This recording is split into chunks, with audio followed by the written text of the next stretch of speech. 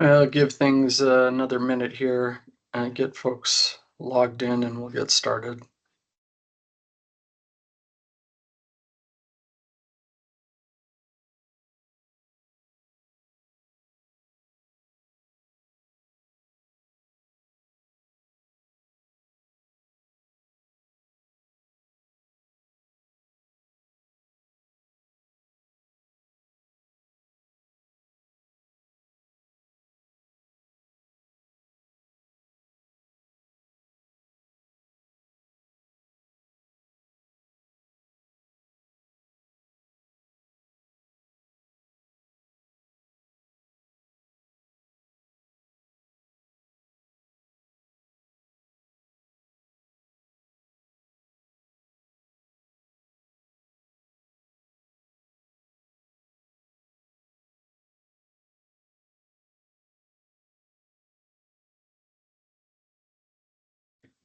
All right, Carol, everything good to go on your end?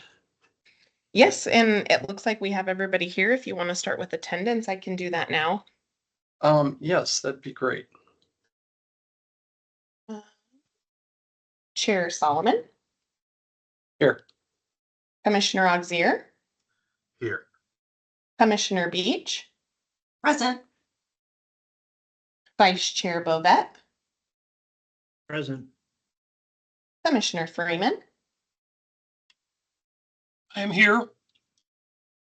Commissioner McPherson is out, Commissioner Norton, Senator Przonski,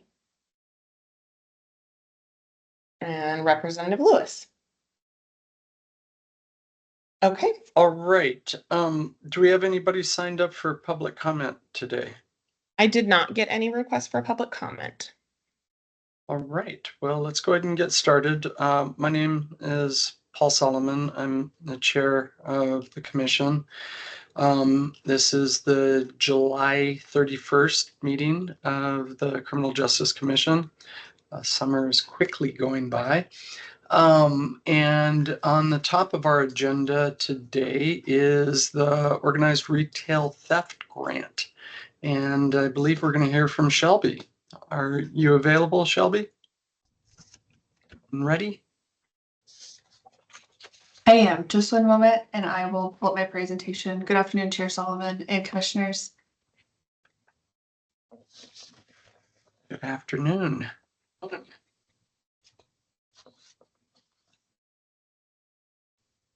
and Carol, for the record, it looks like Representative Lewis is with us. Perfect. I will add that on the attendance. Thank you.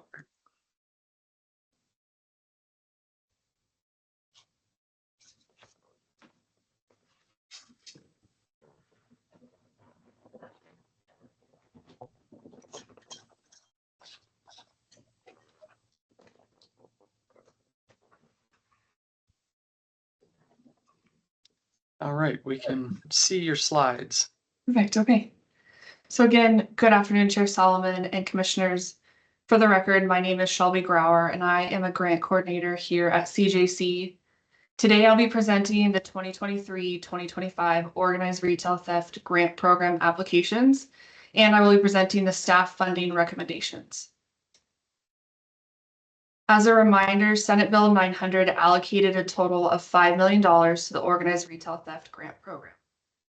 It outlined the eligible recipients include city and county-based law enforcement agencies, community-based organizations, and the Oregon State Police. Funds may be used on costs incurred through addressing organized retail theft and are competitive for local law enforcement and CBOs, but are available to OSP. It's important to note that OSP did not submit an application, therefore we will not be reviewing a request from them today. The solicitation closed on July 1st, and today we are seeking an award decision from the Commission. We will notify applicants of award decisions after today's meeting, which will then open a protest period. We anticipate that grant contracts will be distributed to award recipients for signature in August after the protest period has ended. Senate Bill 900 did not require a grant review committee. Therefore, the commission will receive a recommendation from staff today and then will be asked to make the final funding decision. Staff have reviewed applications for eligibility and application requirements as required in the rules. Staff also analyzed each application's adherence to the outlined priorities, and today I'll be presenting the staff funding recommendations to you. The commission is asked to consider staff recommendations and to make the final funding decision. As a reminder, the commission shall prioritize applications that demonstrate any or all of the priorities listed on the screen. This is the language that has been solidified in the rules as previously approved by the commission. These priorities were also available for applicants to review during the application process.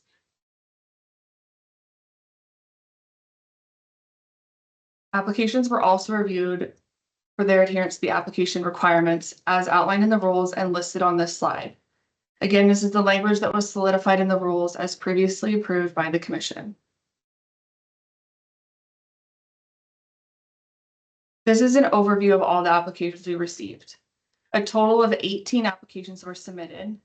All of the applicants are city or county-based agency, with the exception of two joint applications that were between city and county-based agencies and community-based organizations. All of the applicants met the application requirements as outlined in the program rules, with the exception of one applicant.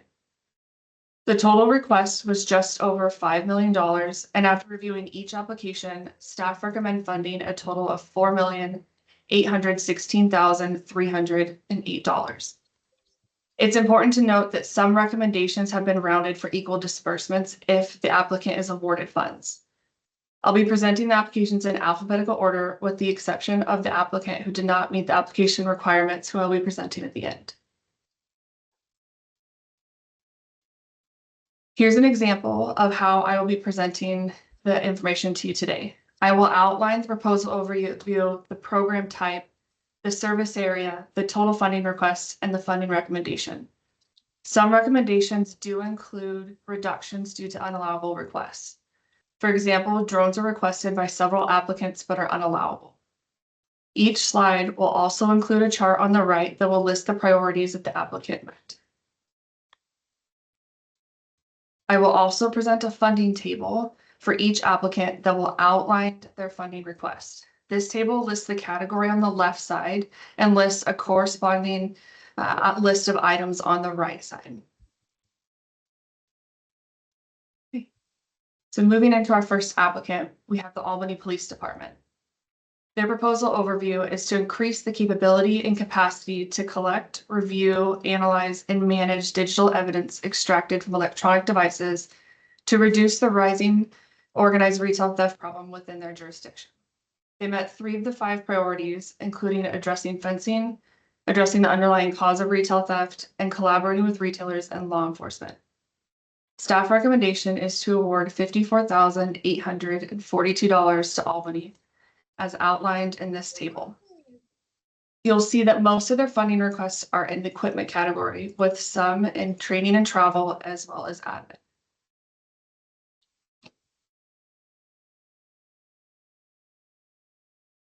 The next applicant is the Clackamas County District Attorney's Office, whose proposal is to purchase prosecution tools and collaborate with law enforcement and retailers to deter organized retail theft within their jurisdiction. They met 3 of the 5 outlined priorities, including the ability to address the risk of physical injury, identifying and addressing the underlying cause of retail theft, and evidence of collaboration with retailers and law enforcement. Staff recommendation is to award $50,000 to Clackamas County District Attorney's Office. Their highest funding request is in the training and travel category, with the remainder being in equipment, supplies, and admin requests.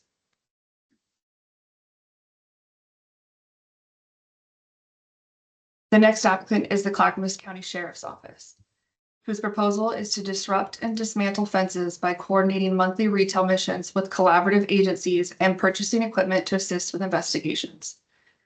They met 5 of the 5 outlined priorities, and staff recommend a funding of $685,794. Most of the requests is split between personnel and contractual to support missions, with the remainder being in equipment.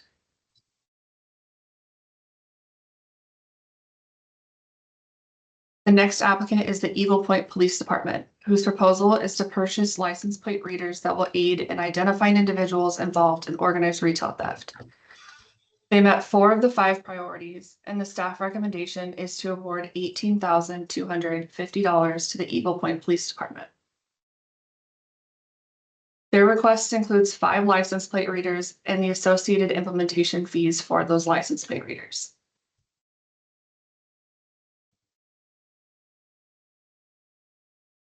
The next applicant is the Eugene Police Department, whose proposal is to address the increase of organized retail theft by deploying license plate reader cameras and conducting targeted undercover operations.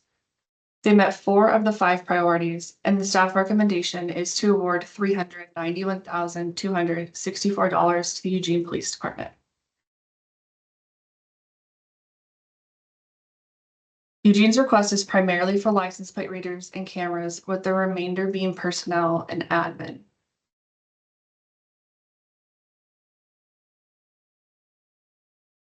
The next applicant is the Hillsborough Police Department, whose proposal is to utilize an automatic license plate reader system during organized retail theft focused missions to aid in identifying and safely apprehending individuals. They met 2 of the 5 priorities, and the staff recommendation is to award $65,285 to the Hillsborough Police Department. Hillsborough is requesting to purchase a fixed license plate reader trailer.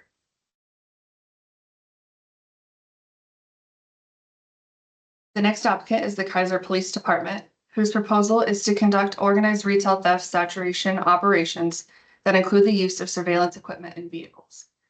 They met 4 of the 5 priorities, and the staff recommendation is to award $167,924 to the Kaiser Police Department.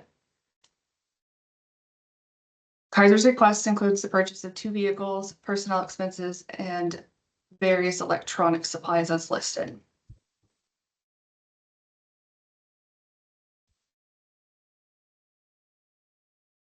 The next applicant is the Klamath Falls Police Department, whose proposal is to build a specialized unit dedicated to investigating and disrupting organized retail crime. They met 5 of the 5 outlined priorities, and the recommendation is to award $110,812 to the Klamath Falls Police Department.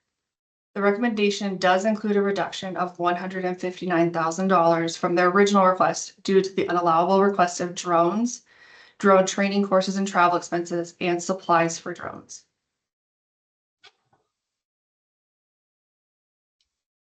Klamath's request includes purchasing several equipment items and the associated costs of the equipment, as well as some personnel expenses.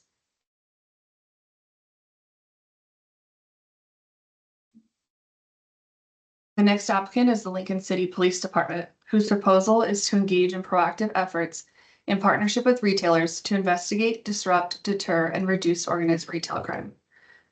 They met 4 of the 5 priorities, and the recommendation is to award $20,650 to the Lincoln City Police Department. Their request is primarily in equipment with some supplies, as well as training and travel.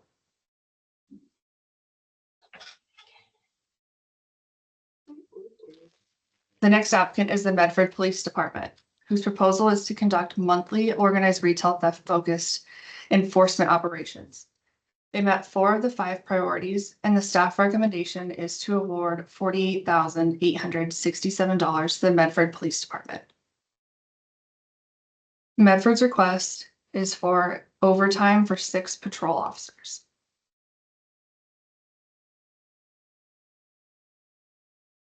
The next application is a joint application between Multnomah County District Attorney's Office and the Organized Retail Crime Association Oregon chapter. Their proposal is to establish a platform for real-time information sharing between retailers and law enforcement and to dedicate investigative staffing focused on organized retail crime. They met 3 of the 5 outlined priorities, and staff recommendation is to award $277,196 to this joint application. The majority of the request is for personnel. They are also requesting funds for training and travel, including hosting a training event for 350 people, various surveillance supplies, and contractual expenses.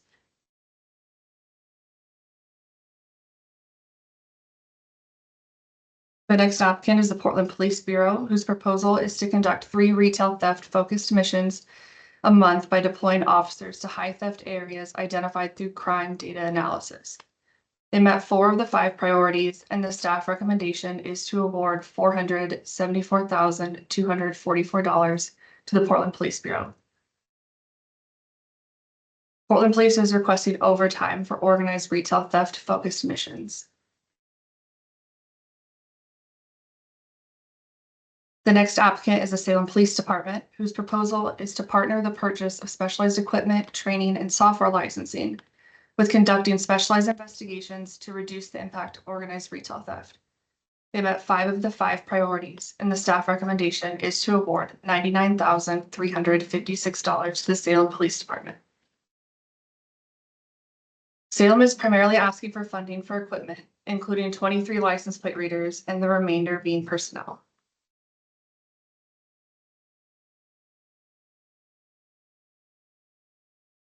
The next applicant is the Springfield Police Department, whose proposal is to enhance the efforts against organized retail theft by conducting 18 targeted operations.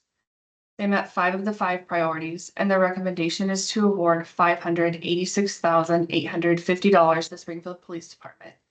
This does include a reduction of $14,890 from their original request due to the unallowable request of a drone. Springfield's request mainly consists of electronic equipment and personnel. However, they are also requesting some contractual supplies and training and travel.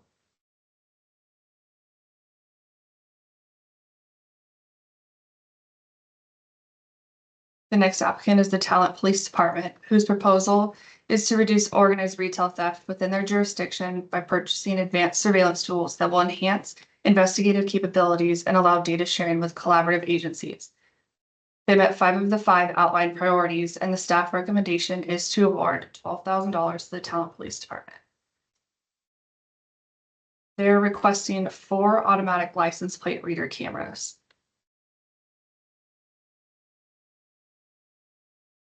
This is a joint application between Washington County's DA's office, 4 additional agencies, and 1 community-based organization.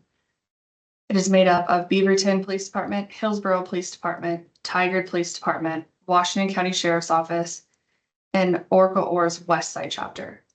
Their proposal is to deter organized retail theft by engaging in media campaigns and by conducting joint operations throughout Washington County.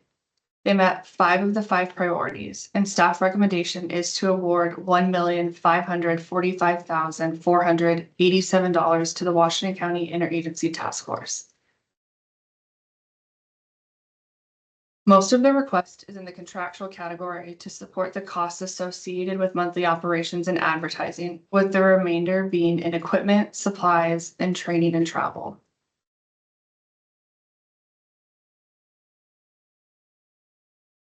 Next, we have the Woodburn Police Department, whose proposal is to combat organized retail theft with improved surveillance technology deployment, overtime patrols, organized retail theft focused missions, and enhanced digital forensics capabilities.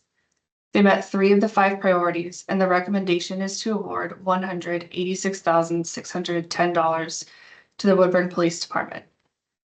This does include a reduction of $22,000 from their original request due to the unallowable request of drones. You'll see that the majority of their request includes the purchase of surveillance equipment, associated supplies, and training and travel. They're also requesting overtime for police officers.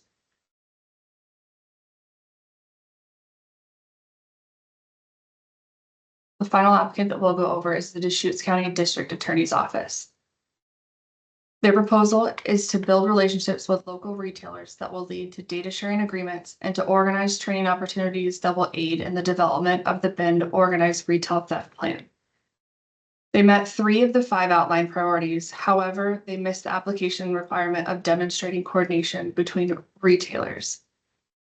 Staff recommend awarding $17,877 in provisional funds contingent upon the applicant providing an update on collaborative partnerships with retailers, community groups, or associations impacted by organized retail theft that have been established, explaining how those and explaining how those partnerships will be utilized to support and measure the reduction of organized retail theft within the program's jurisdiction.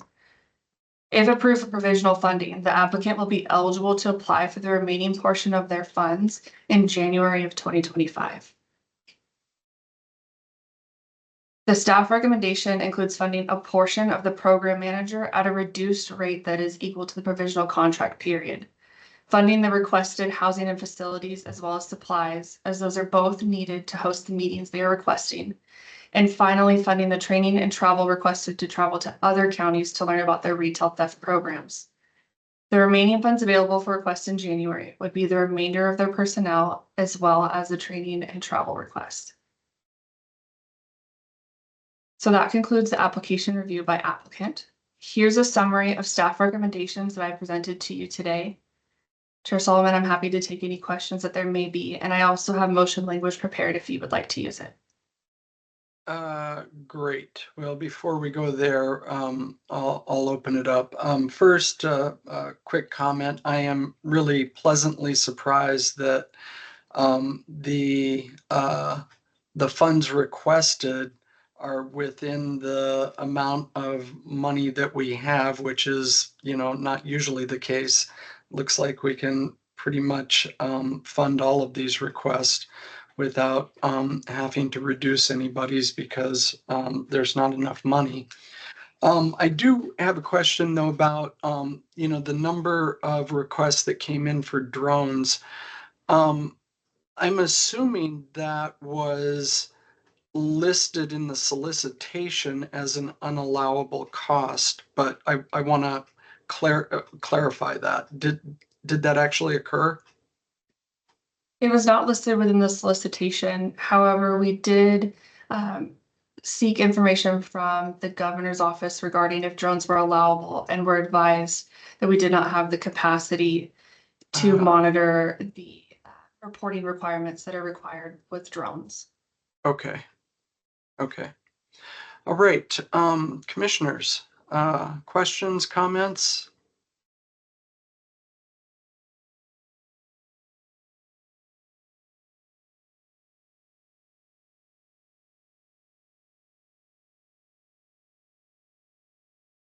Sounds like crickets. Why don't you share with us the motion language that you have?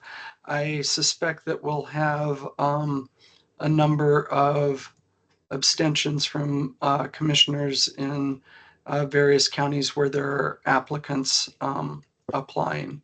Okay, absolutely. So here's the suggested motion language. It does first address Deschutes County under the provisional funds, and then it does include the remainder of the programs with the exception of Deschutes County. Okay, so I would like to do these all as a slate, but we'll need to pull out Multnomah County, Springfield, and Eugene. What else? Washington County. Thank you. Do we have anything from Douglas? Don't see it. Or Yamhill. Don't see anything there. So, can we do those first four individually? Shelby? Yes, absolutely. Would you like me to stop sharing for a moment and put the language up specific to those four? Please. Okay, just a moment. I'll make that change.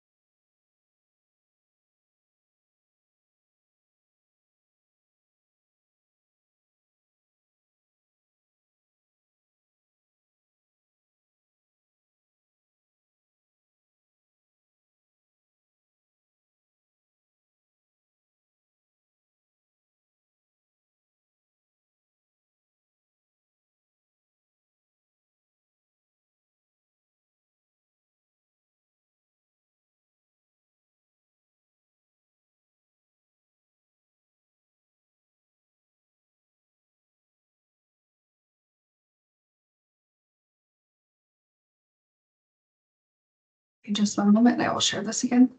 Mhm.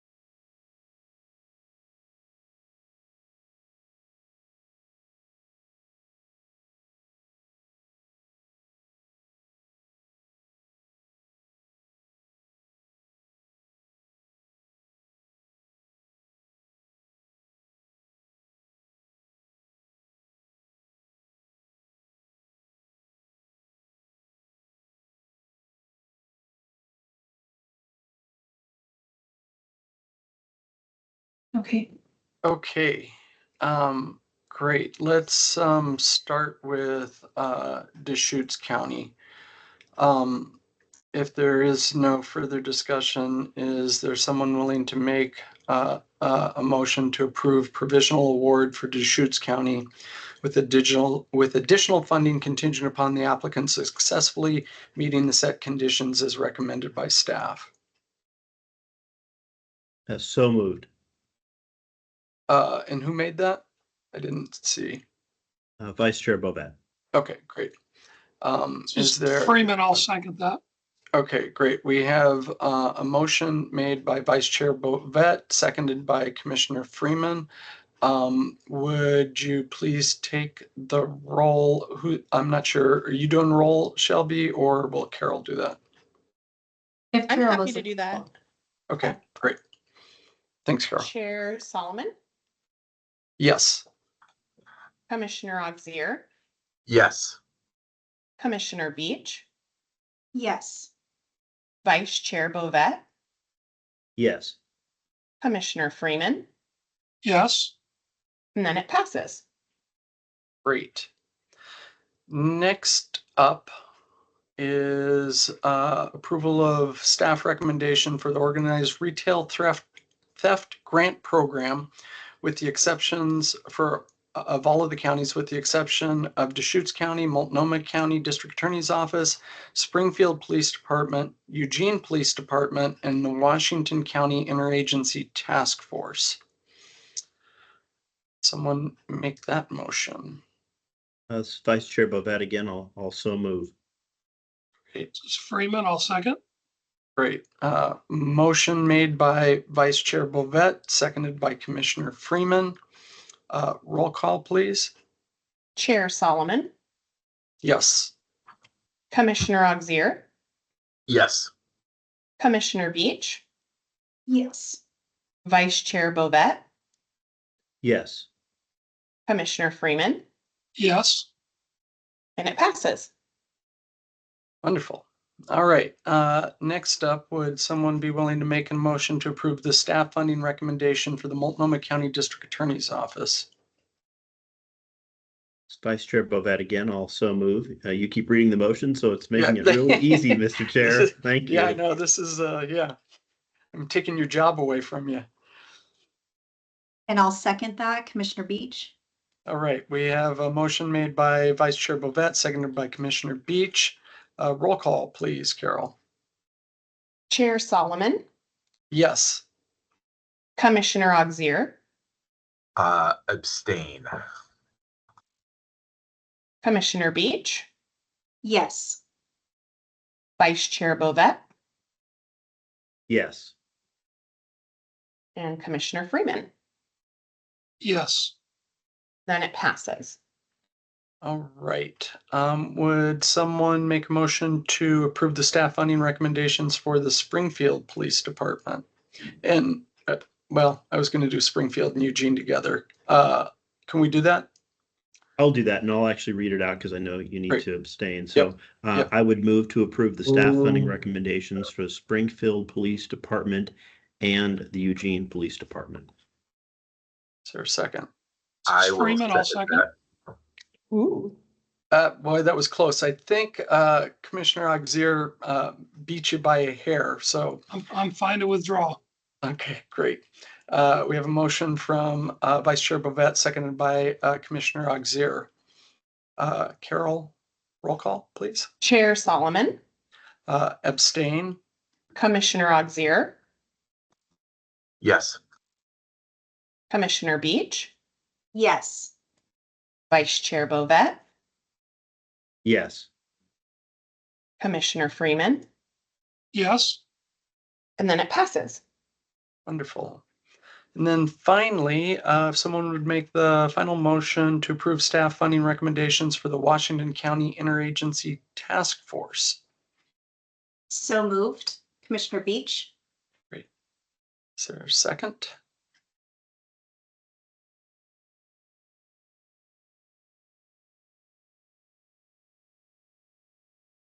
Someone Just willing Freeman, to I'll second? second.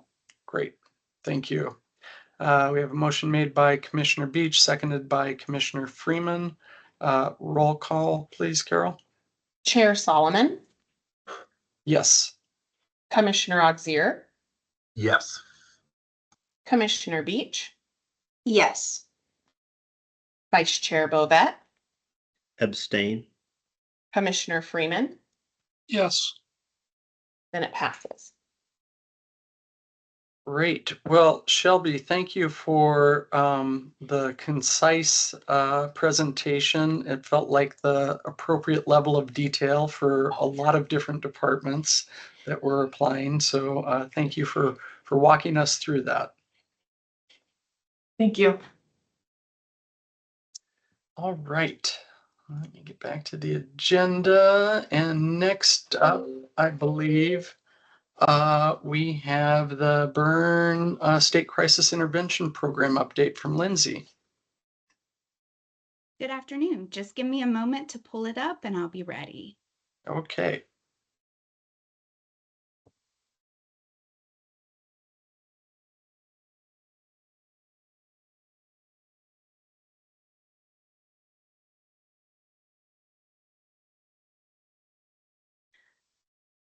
Good afternoon, Chair Solomon, Vice Chair Bovet, and Commissioners.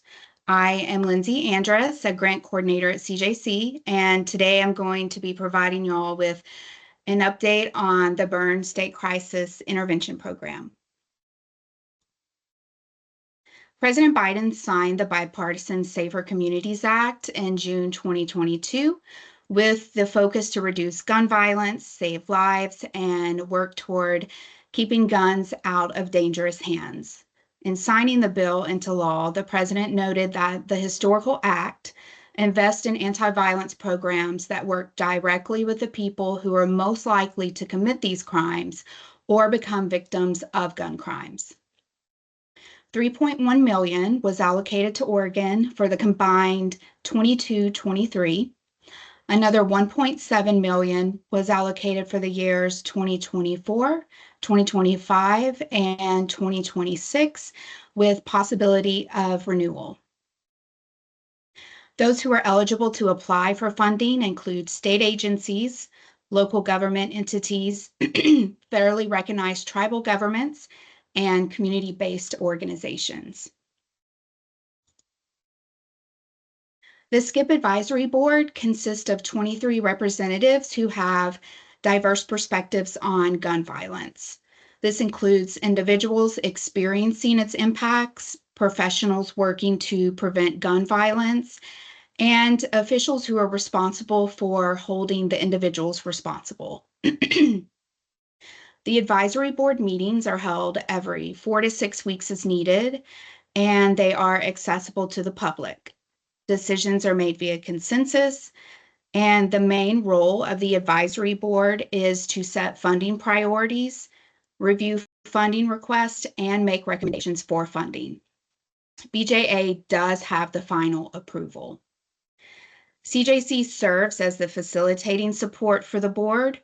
We facilitate the meetings as well as provide information such as research to aid the board in decision making. CJC also works to track BJA and NCJA updates regarding SCIP, and develops a funding request process for potential applicants. These are the 4 main priority areas the advisory board were tasked to choose from for prioritizing funds for SCIP 22 and SCIP 24. Potential uses of funding can be directed toward support for states implementing extreme risk protection order programs and related trainings, support for problem-solving court programs such as treatment courts, mental health courts, and veterans treatment courts to expand those programs to specifically accept clients with firearm violations, support for deflection and diversion to behavioral health treatment programs that have a link to gun violence and support for those at risk to themselves or others, and support for law enforcement agencies and secure storage efforts. The SCIP Advisory Board requested informational sessions that related to the funding priority areas mentioned on the previous slide. And the following information sessions were provided during advisory board meetings. From those informational sessions and referencing the BJA funding priority areas, the advisory board were able to make informed decisions on how they wanted to prioritize the funding. So an update on the SCIP 22, the project period is from September 1st, 2024 to August 30th, 2026. The available funding shown is the awarded amount, which was the 3.1 million minus the 10% administrative cost to CJC. This is a statewide grant opportunity for governments and community-based organizations. It was also the advisory board's decision to open a statewide solicitation. These are the priorities that were approved by the advisory board for 22-23 funds. Currently, where we are with SCIP 22, we have submitted the grant award modification that reflects the approved priority areas. Once approved by BJA, the funds are released and we can open a solicitation for funds. And solicitation in this scenario just means that CJC will put out the guidelines for the potential grantees to apply. Following BJA's approval of the grant award modification, CJC will open a request for grant proposals. Then the advisory board will make decisions based on adherence to the application requirements. And once approved by BJA, the funds then may be dispersed. So the SCIP 24 update, the project period is from October 2024 to October 2027, 1.6 million to potential applicants. We are planning to meet with the advisory board in the fall to discuss the funding priorities for the 2024 funds. Once the funding priorities are chosen, CJC will submit the necessary grant award modification to BJA for approval before finalizing awards and distributing those funds. We are looking at potentially releasing a request for grant proposal the first quarter of 2025. And by April 2025, we anticipate applications to be returned and CJC to review. By May, June 2025, we anticipate proposed programs to be reviewed and approved by the advisory board and then submitted to BJA for grant award modification. The graphic at the bottom of the slide may help to visualize the overlap of the 2 project periods. And these project periods are just the time frame that the funds are available to be spent. Chair Solomon, I am available for any questions. So I'm curious about these overlapping time frames. So are you anticipating that this is going to be an annual source of a grant program that BJA is going to continue to fund into the future? As far as the BJA solicitation, I think that the only information about as far as they are funding is through 2026. Skip 22-23, the initial 3.1 million was combined for 2 years, and then Okay. after that, it's per year. Got it. Well, that answers my next question, which is why is skip 24 less than 22-23? Okay. Other commissioners, questions? Lindsay?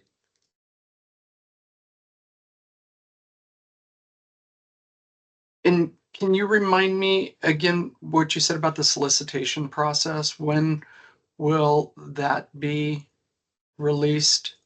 For skip 22 or skip 24? Actually, both of them. Okay, so for skip 22, we are looking at late fall, early winter. We have submitted the approved priority areas to BJA for skip 22. We have received feedback, and we are currently working on working with BJA to I would say to get that feedback. One of the holdups for skip 22 is that they BJA wants a ERPO certification from the state of Oregon. And even if the priority is just doing trainings surrounding extreme risk protection order. And so the ERPO certification is taking a little bit of time. And the reason behind the certification is they want the Oregon state laws to be reviewed to make sure that it allows for due process in the use of the ERPOs. Mm-hmm. And in regard to skip 24, we are looking for the solicitation from CJC to be first quarter 2025. Okay. Can you go back to, I think it was the first slide that showed the CJC's role? Oh, Maybe sure. it was the second slide, yeah.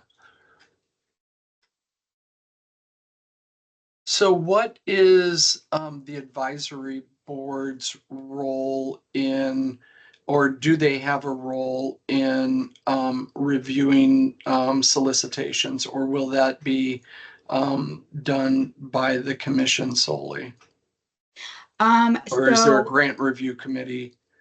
the advisory board reviews all of that. So Okay. it won't go to the commission. The advisory board is technically like the grant advisory committee. And in that line of thought, they are reviewing the applications that come in. CJC will review as well to make sure that they meet the criteria. But the advisory board, they are the ones making the choices on the applications based on adherence to the funding priorities that they chose. Okay, great. Thank you for clarifying that. All right, any other questions?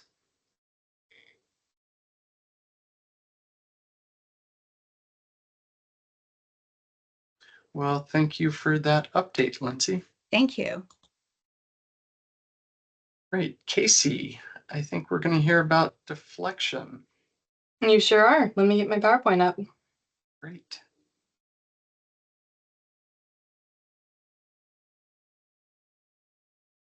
All right. Can you confirm you're seeing something about BHD? Yep. Fantastic. Good afternoon, commissioners. For the record, my name is Casey Beck, and I'm the CJC Behavioral Health Program Manager.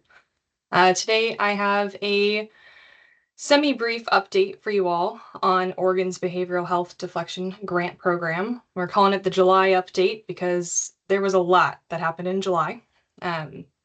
So to reorient you to the Behavioral Health Deflection Grant Program space.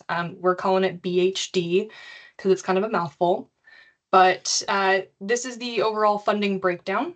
And out of the total $20,708,200 that was appropriated to this new grant program, back in April, the Impacts Grant Review Committee, who is the decision-making body for this grant, they met, they decided upon a couple of key components and set-asides, including 10% of total funds to the use of Oregon's 9 federally recognized tribal governments.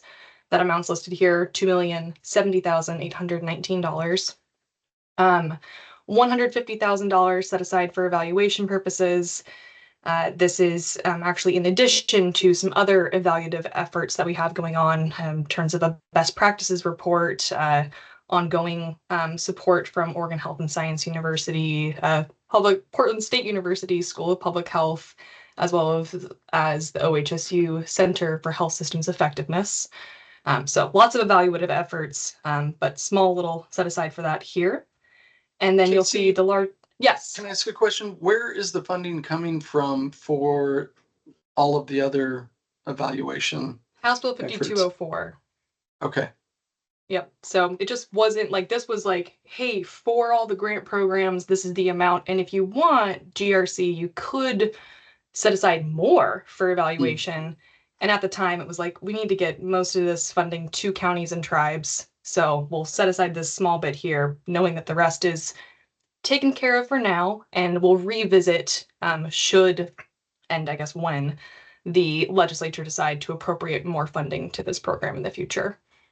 But those efforts that I outlined, they are ongoing. We're in the middle of some of those contract processes with OHSU and teams are done already. Some are, in the bit right now. I'm sure Ken could provide any more details too if need be, but they're covered. All right, so let's see.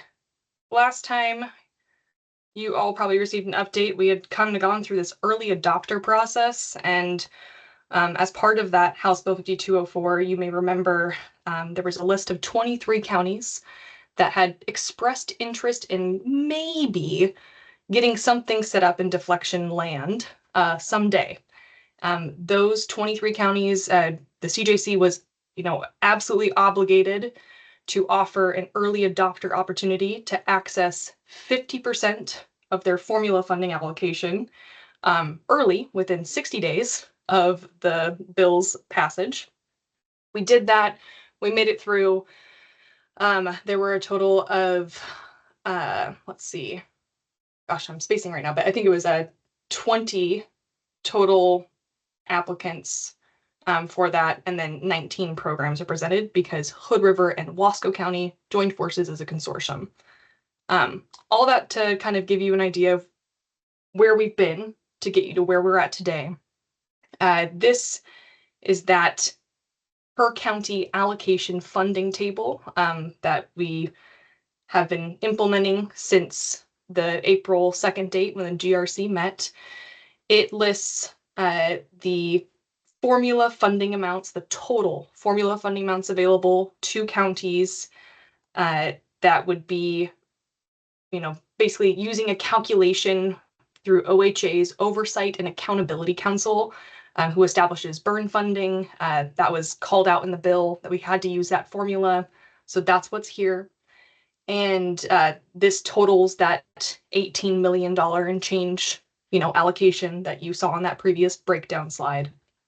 And there's lots of stars represented here. So we've got these yellow stars. These are the counties that were identified as an early adopter and did indeed apply for BHD funding as part of that early opportunity. Then you've got the blue stars. These counties here may have been identified as an early adopter and weren't quite ready to pull the trigger on applying through that process yet. Or maybe they weren't identified as an early adopter, but regardless of, early adopter or not, they were ready come standard application time. And now they're included in this crew. So everyone with a star has applied for BHD funding. Note, it's, I guess, worth noting that all of the early adopter counties who applied for the early access to 50% of their funding, they applied for the rest of it through the standard process. And then the new counties who applied for funding as part of the standard application process only, those blue star folks are Josephine, Lincoln, Lynn, Malheur, Polk, Tillamook, Union, and Yamhill counties. Those folks left without a star basically just did not identify as an early adopter and did not apply for BHD funding throughout, this process. The standard BHD application was open to everybody, all counties, and closed on July 1st. Since that time, CJC staff have been busy. We have been completing preliminary review and analysis of all applications received, reaching out to every single applicant with clarifying questions or, maybe some eligibility things to get hashed out.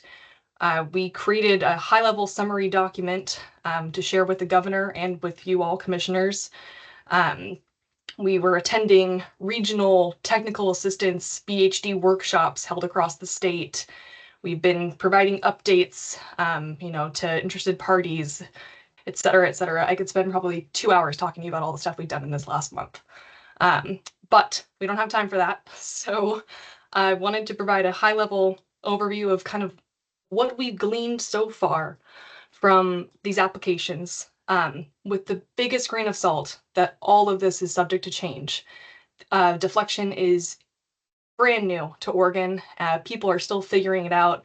Some of these folks, will talk about planning grants versus operational, but some of these folks are in the very early stages of planning. Some of these folks are preparing to be operational, come the time of a law change, but just know that these are subject to change. This is what the CJC staff have identified so far as, hey, we think Baker County, they're going to be implementing some sort of officer intervention model, meaning there's a law enforcement officer who's making that first contact with an, potentially eligible individual.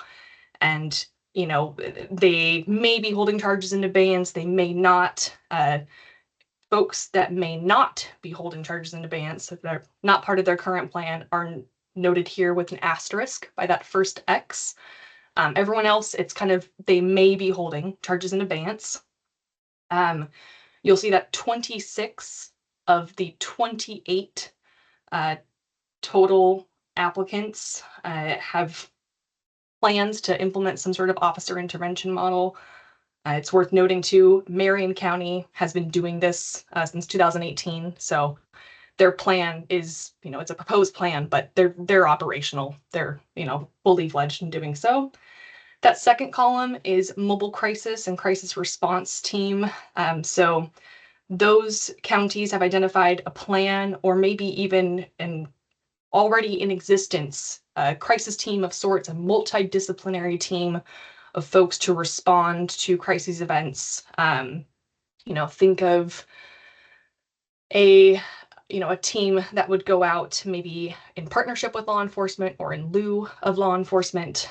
And then that third column is kind of a broad category for behavioral health center. This could include a stabilization center, a sobering center, a treatment drop-off area, etc. But this is kind of the overall gist of what we're seeing in terms of early program ideas from counties. And it's also worth noting Tillamook County here, who is, tickless. They are still in such an early planning stage. They haven't even quite identified a programmatic model or idea just yet. That's okay. They're part of that planning grant crew. As part of this funding, there was a unique opportunity to just access this funding for planning purposes. Is deflection the right thing for your community? Do you have the right folks at the table to talk about the needs of your jurisdiction? Take the time to plan, take the money to do so, etc. So that's allowable here. And then, you know, who will be administering this program? It kind of runs the gamut, but you know, we're really seeing some different administrative homes.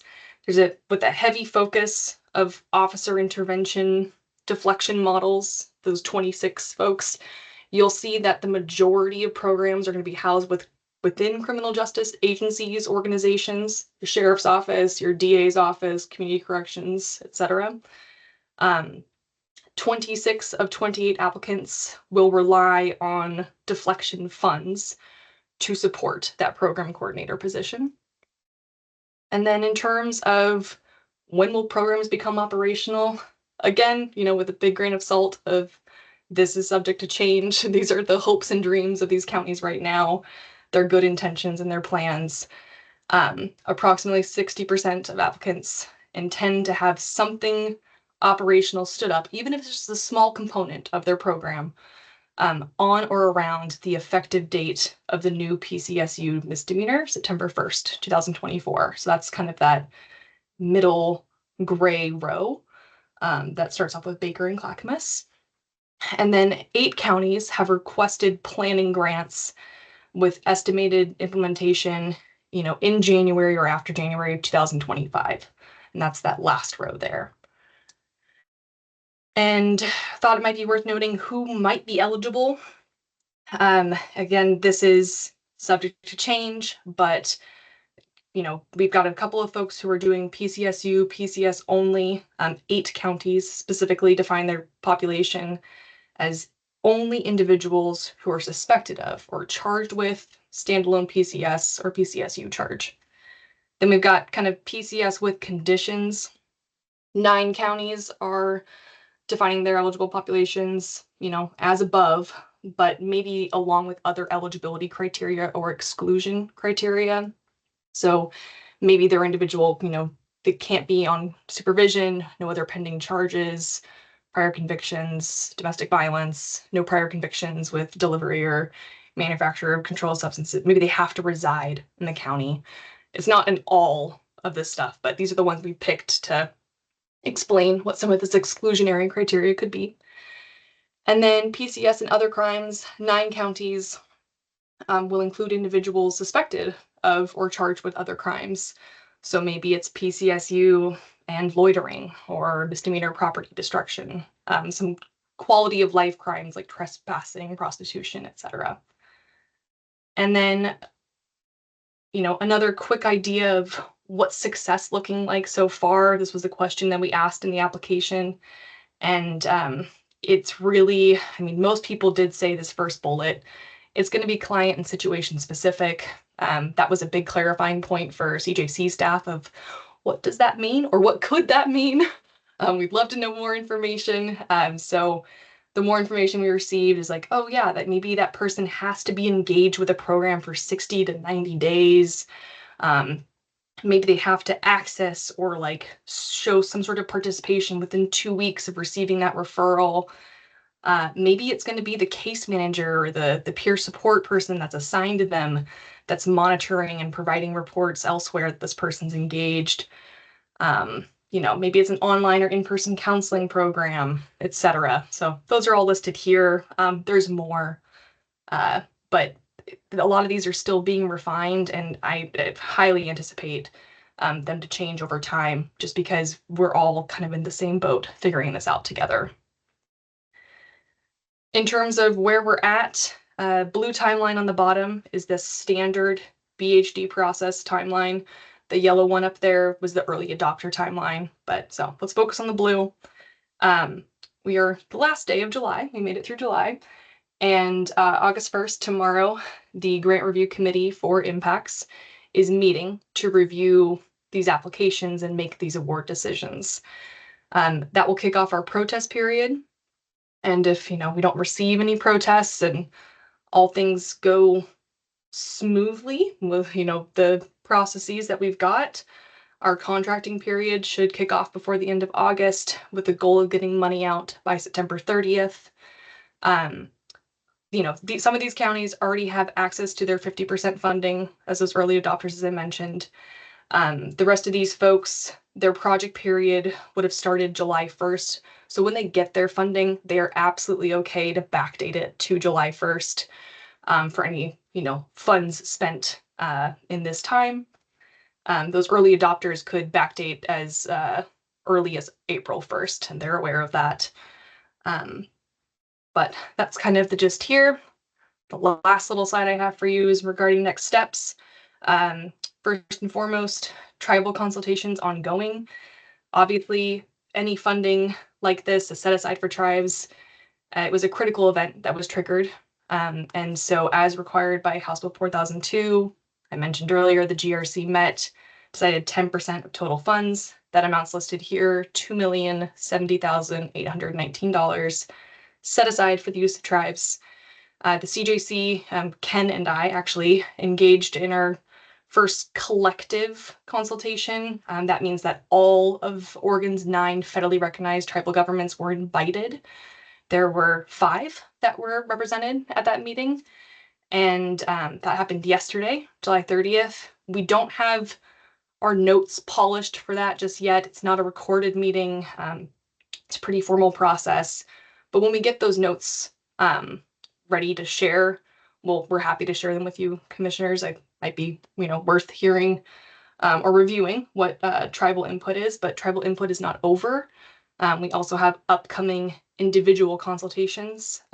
Notably, the Confederated Tribes of Warm Springs requested individual consultation. So we're going to schedule that, meet with those folks one-on-one to better understand their needs and desires as it relates to deflection.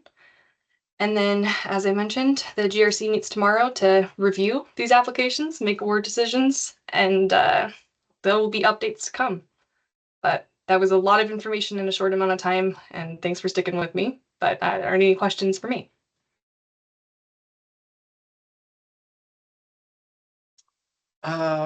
Questions, Representative Lewis? Yes, thank you. There was some really good data in that slide deck. Would you send that out to us as soon as you get a chance? Of course. That would be great. Thank you. Yeah, happy to share.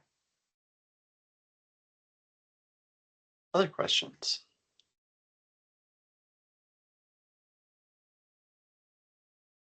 I've got a couple, Casey.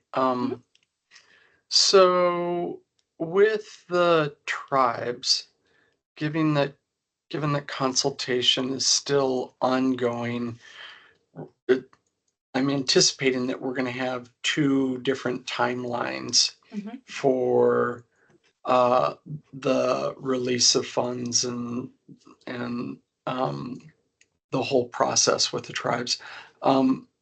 Does that create any complications or challenges in terms of like our reporting back to the legislature? I mean, it's hard to envision that we'll have really any data, I would think, from the tribes if they haven't even begun the process. Yeah, that's a great question, Chair Solomon. So in terms of complications, I mean, in an ideal world, all grantees would be on the same timeline. That would be amazing. However, I think that the legislature was very focused on getting that early adopter county money out, that they will be very understanding that because of that process took, the CJC and its staff so much capacity and effort over the last, 3 months of time. And the necessity for meaningful engagement and consultation with tribes, these are going to have to be different timelines. And I think that with, at least with Impacts Grant Program and data collection and all that jazz, in the past, it's been acceptable, at least in the legislature's eyes, for us to say, hey, here's what we've got on counties, and here's what we've got on tribes, and they're different, and here's why. That's, I think, the best that this agency can do at this time, and I think the legislature will be okay with that. Kent, would you like to add? Yeah, I would just add, I mean, thinking about challenges, it'll definitely be, it's more work for staff to have two grants that are going kind of in parallel. Mhm. And I do think it's going to make funding discussions a little bit more difficult because it's, ideally we want to come back to the legislature and define the need. But if tribes have just begun their programs, that'll be challenging. Um, but I think what we've learned over the years, and what was abundantly clear yesterday is that tribes do need more time. I think for a lot of them, figuring out how this could both work perhaps on a reservation, but then also for their citizens who live outside of the reservation, the complexities are great. Um, and I would much rather give the tribes more time and have more tribes on board than to try to rush things. Um, I think the one benefit we do have is that since these funds are technically other funds, they do roll over from biennium to biennium. So we also don't have to rush them Mm. at the moment. So perhaps the timing could even work out if we get them in, for example, maybe midstream or at the even closer to the beginning of the next cycle for counties, given the time that we need to spend developing programs. We could maybe get them on cycle rather quickly. One suggestion we made yesterday was that perhaps really the best thing for any interested tribe to do at the outset is just to apply for a planning grant, and then they could become operational perhaps at the next cycle. And then through the planning process, we'd have a better idea of their budgetary needs. And so I think there Mhm. are definitely a lot of challenges, but then also I think as the process plays out, I think we can work to get everybody a little bit closer. And I would say it's sometimes it's hard to know, what plans are just from 1 2 hour meeting. But it did seem there was also some interest in possibly partnering with counties. And Mm. so certainly in that case, if they wanted to leverage their money together, then it would make much more sense for them to be on a similar time scale as well. At least one tribe explicitly mentioned, potentially partnering and already having discussions with their local deflection committee within the county. So I think just like everything deflection right now, you know, there are probably 9 different ideas, for our tribes. And so we're going to have to just have a little bit of grace and flexibility with them. But yeah, we're trying to sketch that out and let the process play. Great. Thank you. Well, that also is a nice segue in my next question. So I had forgotten that these were other funds and could be rolled into the next biennium, but by my back of the napkin math of the counties that didn't apply, it looked like there was about $1.6 million there. So is it the impacts grant review committee that will make the determination about what to do with that 1.6 million? Um, that's correct. And we will be taking that up tomorrow. And I Right. only say that with a smile because as a preview, um, statutorily, we don't have as many options as we do for many of our other grant programs. I think in the haste to develop the grant program language statutorily, there were a couple pieces that I think we might want to suggest to be fixed next time. But essentially, we I guess the long and the short of it is we lack an ability to run a supplemental grant, but we do have some Mhm. avenues that we'll present to the committee tomorrow. Though they may not be as wide ranging as what you all are used to Mhm. hearing about, for our other CJC grants. Okay, but certainly one of them could be that it could roll into. Oh, sure, it can roll. Yep, that is Yeah. one option. Yep. Mhm. Okay, great. Thank you. Great presentation. Any other questions? Well, I suspect that the commission will continue to take great interest in the BHD program and look forward to many more updates. Sounds great. Thank you, everyone. Yeah. Thanks, Casey. All right. Kelly, are you with us to talk about bias crimes? I'm here. Thank Okay. you, Chair Solomon and commissioners. Let me pull up a presentation. One last data presentation to finish out any remaining brain power you may have had. Okay. All right. Can you see the intro slide there? Yes, okay. Good to see you all. Kelly Officer, Research Director at CJC. And I have a presentation for you today on our 2023 Bias Crimes Report. So for some background, we release this report every year on July 1 or a few days before if it's on the weekend. And we work pretty closely with the Department of Justice on this report. It's required from the 2019 Senate Bill 577. That bill does a lot of different things in regards to bias crimes, but for CJC, created this reporting requirement and then also created the bias response hotline that's housed at the DOJ. So each year we do a pretty comprehensive analysis of bias crimes trends from all of these different data sources, and then put together this report. It has a lot of information in it from all of these sources. So I have just a few slides for you today for the main points. But if there's anything additional of interest, it may already be in the report, or it may be something we could pull out fairly easily. We'll start with some data on the bias response hotline. Again, DOJ administers this. So here you have the blue line is the monthly reports that the hotline receives, and then the red bars are just the yearly totals there. Now, the hotline did start in January 2020. So we see this upward trend. Some of that initial upward trend could be the hotline getting up and going, some outreach work, both for law enforcement, community groups, other organizations, to have that as an option to refer victims to. It could also show changes in what's happening in the community around bias crimes and bias incidents.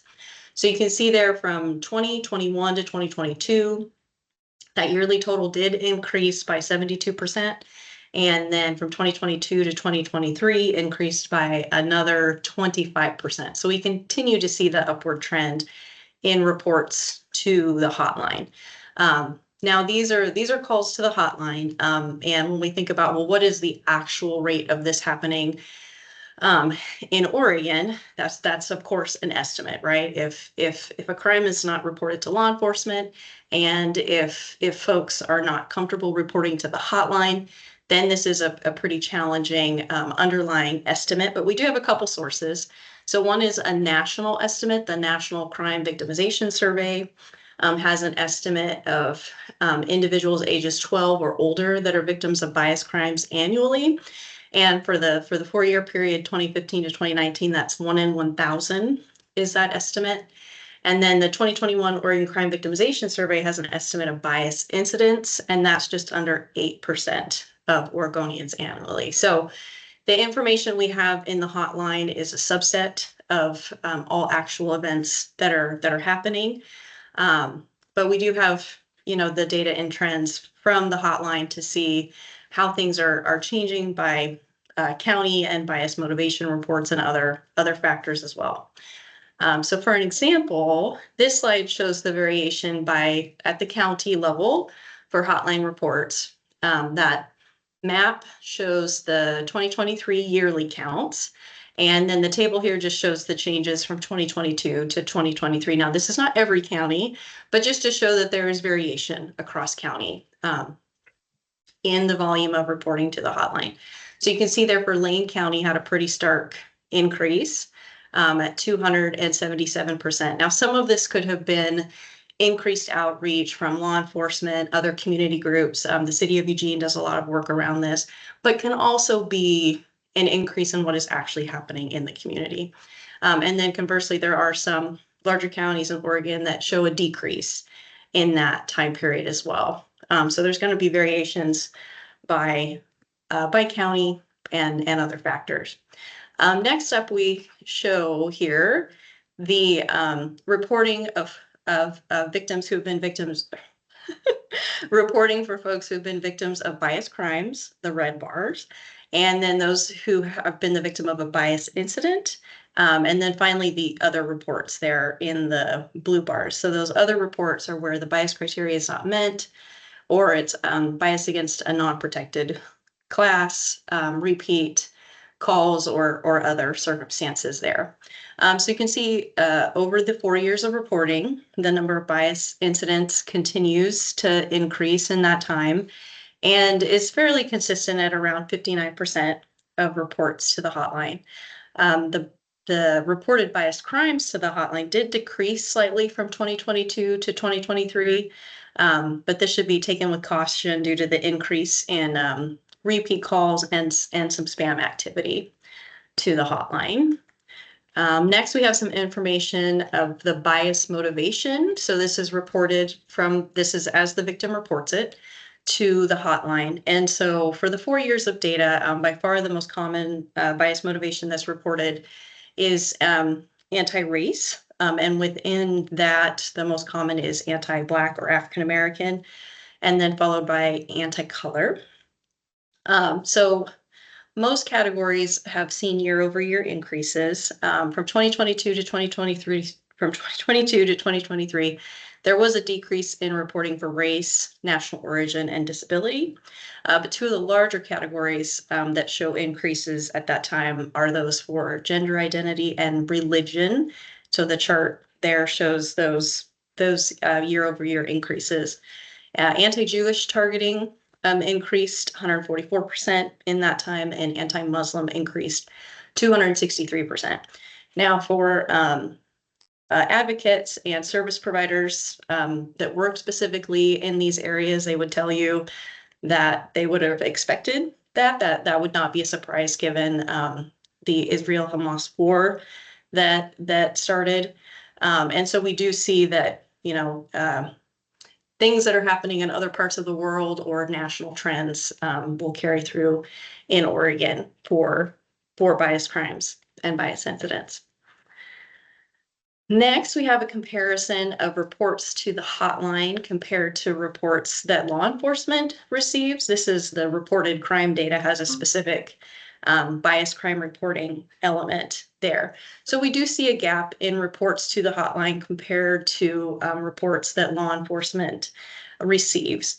This gap is largest for BIPOC and young bias crime victims, and you can see in this kind of 4-year period that reports to law enforcement have been fairly steady, while reports to the hotline have substantially increased in that time. So there's a lot of work to be done to encourage victims both to report to law enforcement and to reach out to the hotline and engage in the services that are available from that avenue as well.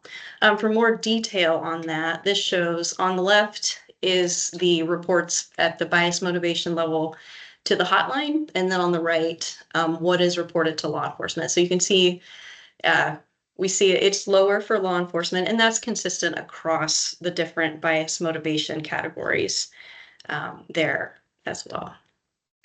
Okay, getting into some case processing information.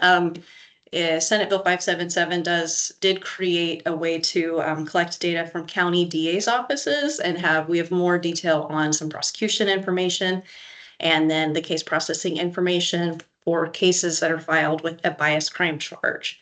Now, some of this chart you need to consider the year here, right? We have the 4 years of information, and so the gray bar are cases that are still open, and that, of course, is higher for more recent years. It does take some time to process cases. And we can see that cases that actually result in a conviction for bias crime have declined over this time period. But we do see from 2020 to 2022, we do see an increase where there's a conviction for another criminal charge that's not the bias crime charge. So the bias crime may have been dismissed, but another criminal charge resulted in a conviction. And the red bar there is the no conviction outcome for the case. And that wraps up our summary of the data trends, but just to kind of follow up with the overall trends that we see in this analysis. It changes every year depending on what national trends are, and quite honestly what's happening in the rest of the world. And so with the COVID-19 pandemic, we saw a peak of anti-Asian incidents that have now leveled off. Reports for gender identity have increased substantially from 2021 to 2023. Anti-religion motivation has also increased substantially. We did see a decline of reports of bias in schools from 2022 to 2023, but there are other reporting options available. Some school districts have specific reporting programs or protocols within that, and the Safe Oregon Tip Line is also an option for students and staff to report as well. So there are more reporting options for activity in schools than we see in other areas. So that was a lot of information in a short period of time, but I'm happy to take any questions. Thanks, Kelly. I've got a couple of questions, comments. So it seems like it's difficult to read a lot into the trends over the last 3 or 4 years where we've seen these steep increases in the number of reports to the hotline, and how much of that is driven by just people knowing about the resource and law enforcement kind of getting the word out, and how much of it is driven by an actual increase in bias crimes.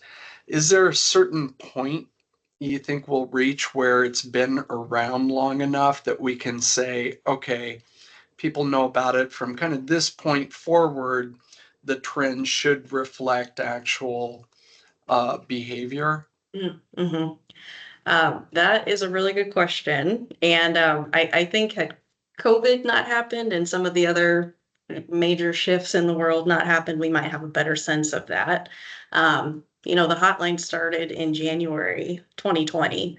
And so we do see different trends each year, kind of depending on what the current topic is. So last year's report, we had a little more on some of the anti-immigration happening at that time. And so while it is difficult to disentangle how much is just word getting out about the hotline versus what is actually happening, we do see those pretty consistent trends with the other events, right? To see that increase in the gender identity and the anti-religion, you know, clearly there's more to that than just word getting out about the hotline. It's increased more than other bias motivations, and it's consistent with other national trends. And so we're getting there, but there's so much changes in the world. It's hard to kind of know when we've hit, okay, we've hit the point where there's enough outreach about the hotline that folks know about it. So I think it's going to continue to take some time to kind of tease that out. Well, I do know, having spent many years in Lane County, that this has been a real issue. So I wasn't surprised by the statewide slide that showed Lane County had such a large increase in the number of reports. Our Lipsick kind of took this issue up at a certain point because there were a number of high profile crimes, and a lot of them were tied to anti-religion, anti-Semitic incidents that were occurring, but also other types of bias crimes as well. So I'm curious. So where does this data go besides we get it? Goes back to law enforcement. Does the legislature look at this? Mm-hmm. Yeah. So Who else? The July 1 report is a legislative report. So it gets submitted to the, I'm totally blanking on what it's called, but it's required by the bill, and so it gets submitted to the legislature for that information. And the report really has a lot of details within all of it. We have a dashboard on our website with just more of the high level summary takeaways from there. And then the bias response hotline at DOJ, they both administer the hotline, but also do a lot of outreach and training as well. So they have planned think in September, law enforcement specific training around both bias crimes trends and investigation and prosecution, but also trying to do outreach with community groups as well to let them know, hey, this is a resource for individuals, encouraging groups that work with victims to hopefully feel comfortable to call the hotline to get the services that are provided there. And so I think in our CJC's work to get this information out there, DOJ is doing a lot of implementation work as well, and in running the hotline, but also that outreach component there too. Great. Can you send this slide deck out to the commission? Absolutely, yeah, and I might ask Carol's help in that. She's pretty good about that. Cool. Commissioners, yeah, Representative Lewis. Thank you, Chair. So I'm trying to remember, we've added over the last few years additional crimes to the bias crime list in the legislature, and I'm trying to understand maybe when those happened and what kind of a role that might play in the increases, because there are additional crimes added to that list. I don't know if there's a way to go back and find out when those were passed and see what where that fits in. Sure. Yeah, Representative Lewis, the Senate Bill 577 added gender identity as a protected class for the and actually created, it was previously called intimidation 1 and 2. And so the bill created bias 1 and 2 and did add gender identity. So that was not a protected class previously. What we do see, and there's a lot of this detail in the report too, is we'll see, for example, we might see an assault. So we'll see an assault and a bias 1 charge. And we'll see those come together, right? So then we make the assumption that assault was bias motivated, given that there's a bias 1 charge on the case. And then from there, we can track through how that case is processed from there.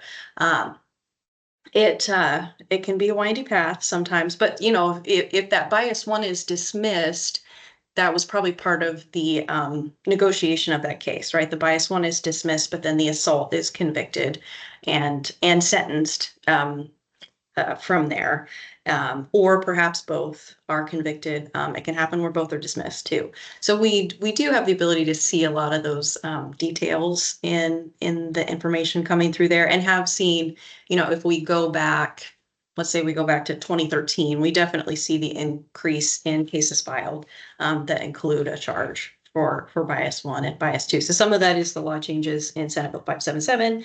Some of that is continued training for law enforcement and prosecution for that as well. Okay, thank you. Yeah, Ken, did you have something to add, or is your hand still up from deflection? I'm not that bad at Teams. It's a new hand. It's a new hand. We'll see if it gets down this time. No, I just wanted to mention, this is something that we've been doing at the commission. This is not related to bias crimes, that we've been doing as staff for the past few months. But Chair, at the conclusion of each meeting, within about a week after the meeting's over, we post the meeting minutes and all materials on our website. It's all one giant PDF binder. And so what I'm doing right now is I'm putting into the chat for commissioners or for the public. If you're interested in seeing any of the materials, you just go to the About page for our commission, scroll past the pictures of all of our wonderful smiling commissioners, and at the bottom it has a commission records list. And starting, probably about 6 to 8 months ago, we have begun posting these binders where it has the agenda, the meeting minutes after that, and then every presentation or material provided to you all in the course of the meeting. And so that way, that's all publicly accessible. And so please feel free to jump over there about a week after each meeting, and everything should be waiting for you. Great. Thank you, Ken. Any other questions for Kelly or Ken? Right, I think we're nearing the end of our agenda. Anything else, Ken, that you have for the good of the order, any other comments from commissioners? Nothing additional from staff. Okay. Great. Well, it always makes me very happy when I can give us back a half hour of our day. So if there are no further comments, we will bid you all adieu and adjourn the meeting. Thank you. Thank you. Have a good day. You too. Take care.